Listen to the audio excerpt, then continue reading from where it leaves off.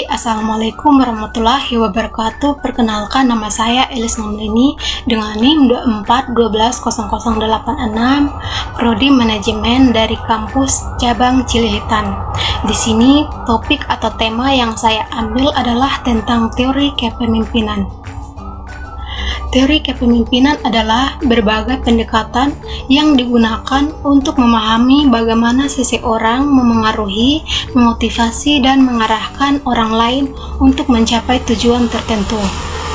Teori-teori ini berkembang seiring waktu dan mencerminkan pandangan yang berbeda tentang karakteristik, perilaku, dan situasi yang membentuk seorang pemimpin yang efektif.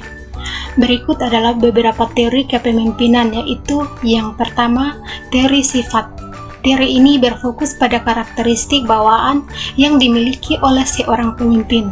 Menurut teori ini, pemimpin lahir dengan sifat-sifat tertentu seperti kepercayaan diri, kecerdasan, dan karisma yang membuat mereka unggul dibanding orang lain. Kelemahan dari teori sifat ini yaitu tidak semua pemimpin sukses memiliki sifat yang sama, dan sifat bawaan saja tidak selalu menjamin efektivitas. Yang kedua adalah teori perilaku. Teori ini menekankan bahwa kepemimpinan bukanlah bawaan, melainkan sesuatu yang dapat dipelajari melalui tindakan atau perilaku tertentu. Pendekatan ini menyoroti gaya kepemimpinan seperti kepemimpinan berorientasi tugas, fokus pada pencapaian tujuan; kepemimpinan berorientasi hubungan, fokus pada kebutuhan dan kesejahteraan tim. Yang ketiga adalah teori kontingensi. Teori ini menyatakan bahwa tidak ada gaya kepemimpinan yang paling baik. Efektivitas kepemimpinan tergantung pada situasi tertentu, termasuk sifat pemimpin, karakteristik bawahan, dan konteks lingkungan. Contohnya, model Fielder. Efektivitas pemimpin tergantung pada gaya kepemimpinan sejauh mana situasi mendukung pemimpin tersebut. Teori jalur tujuan. Pemimpin membantu tim mencapai tujuan dengan memberikan arahan yang jelas dan menghilangkan hambatan. Yang keempat itu adalah teori transaksional. Kepemimpinan ini berdasarkan pada hubungan timbal balik antara pemimpin dan bawahan. Pemimpin memberikan imbalan atau hukuman berdasarkan kinerja bawahan.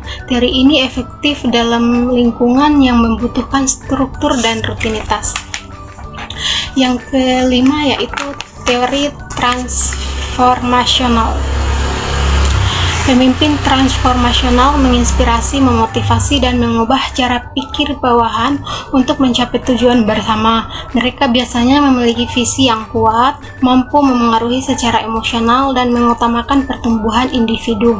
Yang keenam adalah tentang teori kepemimpinan karismatik. Teori ini menganggap bahwa pemimpin dengan karisma memiliki pengaruh besar terhadap bawahan melalui kemampuan mereka untuk menarik perhatian, memotivasi, dan menciptakan kepercayaan diri. Yang ketujuh itu tentang teori kepemimpinan servant. Pemimpin menurut teori ini adalah seseorang yang memprioritaskan melayani orang lain. Mereka berfokus pada kebutuhan anggota tim dan membantu mereka berkembang.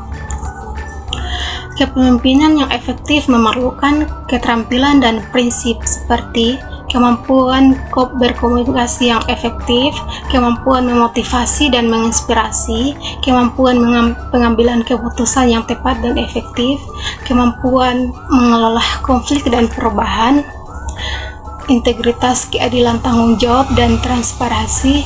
Pemimpin yang efektif harus dapat menyesuaikan gaya kepemimpinannya dengan situasi dan kebutuhan tim.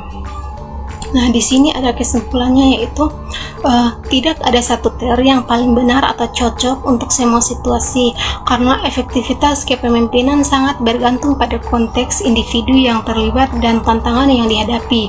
Oleh karena itu, pemimpin yang efektif perlu fleksibel, mampu beradaptasi, dan mengintegrasikan berbagai pendekatan untuk mencapai tujuan bersama.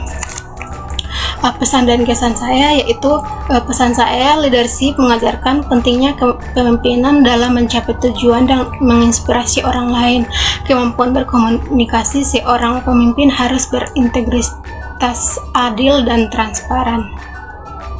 Kesan saya setelah mengikuti mata kuliah leadership ini, saya merasa lebih percaya diri dalam mengambil keputusan.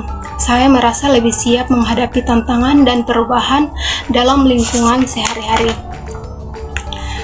Dengan demikian, leadership dapat memberikan kita pengetahuan, keterampilan, dan kesadaran yang lebih baik tentang kepemimpinan dan bagaimana mengembangkan kemampuan kepemimpinan kita. Demikian yang dapat saya sampaikan. Assalamualaikum warahmatullahi wabarakatuh.